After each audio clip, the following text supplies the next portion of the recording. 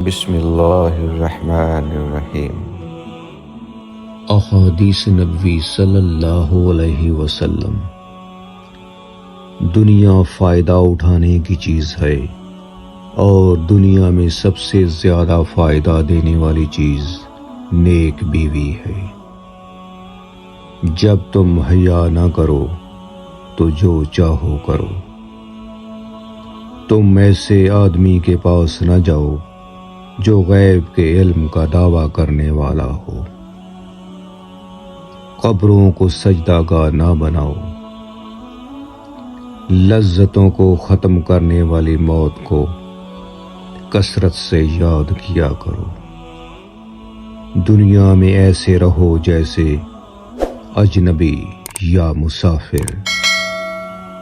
اللہ اس کے چہرے کو تر و تازہ رکھتا ہے جو احادیث کو سنتا اور آگے سناتا ہے۔